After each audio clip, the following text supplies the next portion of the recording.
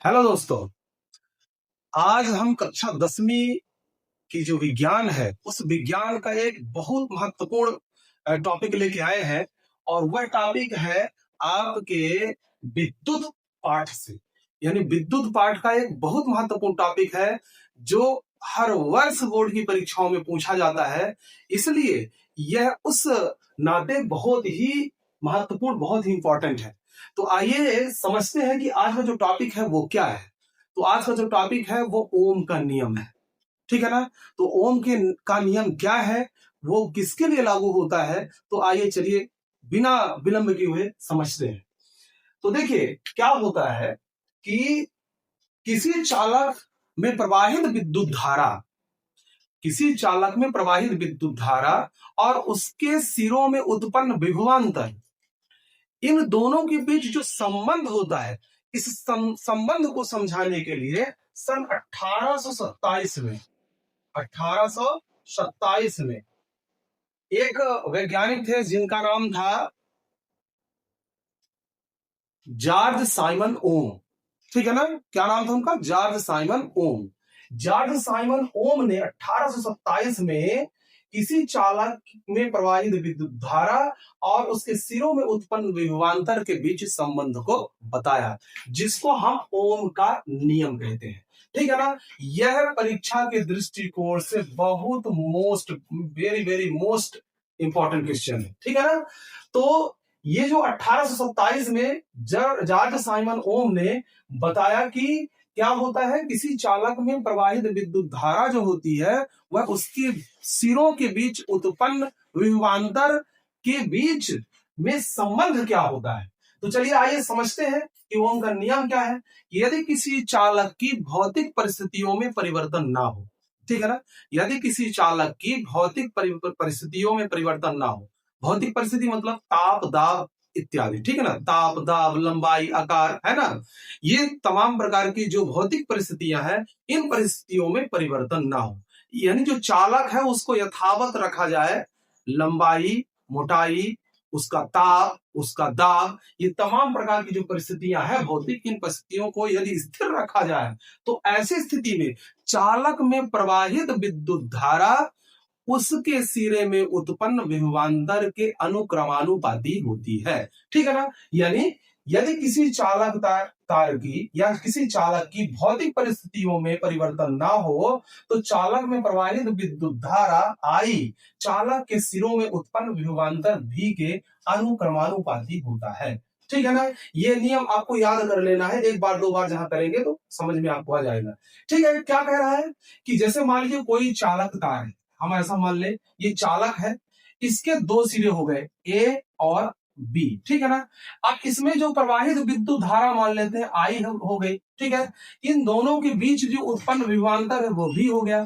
तो यहां पे क्या कह रहा है कि किसी चालक में प्रवाहित विद्युत धारा आई जो होती है, ठीक है ना, उसके दोनों सिरों ए और बी के बीच जो विभव में अंतर हो रहा है, विभवांतर हो रहा है, तो उस विभव यानी विभवांतर का जो संबंध है वो क्या होता है कि एक दूसरे के अनुक्रमानुपाती होते हैं।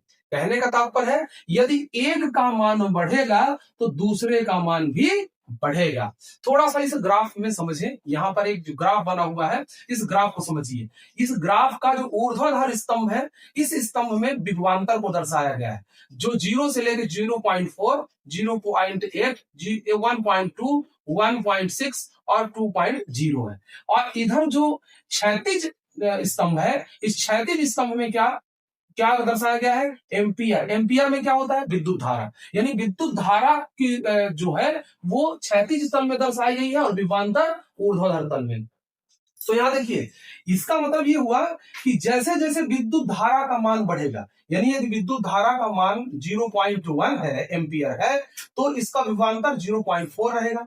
ठीक है। यदि इसका जो एम्पियर है 0.2 हो रहा है, यानी जो धारा है 0.2 एम्पियर हो रही है, तो क्या हो रहा है? विभवांतर 0.8 हो रहा है, 8 वोल्ट हो रहा है। इसी प्रकार से यदि विद्युत धारा का मान 0.3 हो रहा है तो ऐसी स्थितियों में जो विभवांतर उत्पन्न होता है 1.2 वोल्ट होता है। कहने का मतलब जब इस तरह से दोनों के बीच संबंध बनाएगा तो इस प्रकार से ग्राफ प्राप्त होता है सीधा। इसका मतलब ये हुआ कि जितनी धारा किसी चालक में बढ़ेगी उतना ही विभवांतर का मान बढ़ेगा। बात समझ में आ गई ना? यानी विद्युत धारा का मान यदि हम बढ़ाएंगे तो विभवांतर का मान भी बढ़ेगा, यही यहां पे कह रहा है। तो थोड़ा सा तो इसका गणितीय स्वरूप क्या देखने को मिलता है कि चूंकि इसमें कहा है कि चालक की भौतिक परिस्थिति में परिवर्तन ना हो, तो ऐसी स्थितियों में प्रवाहित विद्युत धारा जो होती है वह उसके सिरों में उत्पन्न विभवांतर के अनुक्रमानुपाती होती है, ये अर्थात भी अनुक्रमानुपाती आई। ठीक है, इसी को जब हम स्थिर या नियंत्रित करते हैं समीकरण के रूप में तो क्या हो जाता है, भी इक्वल हो जाता है आई आर। ठीक है, ध्यान रखना, भी इक्वल क्या हो जाता है, आई आर, जहां आर क्या है, एक नियतांक है। आर क्या है, एक नियतांक है जिसे चालक का प्रतिरोध कहते हैं। ठीक है ना, आर यहाँ पे क्या है, यह एक समीकरण को नियत करने वाला होता है, स्थिर करने वाला होता है, इसलिए यह स्थिरांक के नियतांक होता है जिसे चालक का प्रतिरोध कहते हैं।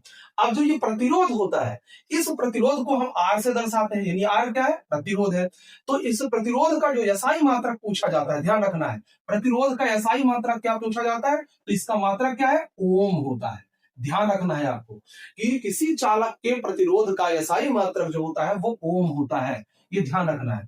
इसी प्रकार से जब ओम को हमको दर्शाना होता है या ओम को प्रदर्शित करना होता है, उसका गणितीय स्वरूप क्या होता है, तो आर बराबर होता है क्या, भी अपान आई। यदि इसी समीकरण को हम ले लें और पक्षांतर कर दें भी बराबर आई आर को, तो आर बराबर आप निकालेंगे तो क्या आ जाएगा, यहाँ पे आर बराबर हो जाएगा भी अपान आई। ठीक है, और यदि हम प्रतिरोध को प्रदर्शित करें या परिभाषित करें तो क्या हो जाएगा, यदि किसी चालक तार में 1 एम्पियर की धारा प्रवाहित हो रही है, ध्यान रखना है, यदि किसी चालक तार में 1 एम्पियर की धारा प्रवाहित हो रही है तथा उसके सिरों के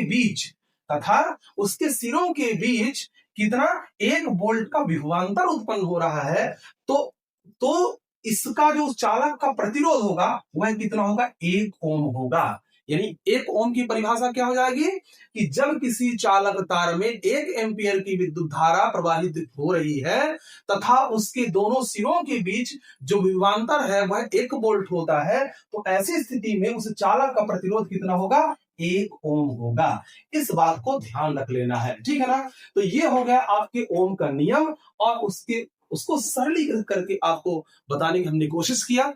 मुझे उम्मीद है कि ये चैप्टर चूंकि महत्वपूर्ण है, इसलिए यदि एक बार में समझ में नहीं आता तो इसको फिर से रिपीट कर लें, फिर से देख लें और समझ लें, तैयार कर लें, बहुत महत्वपूर्ण है। धन्यवाद।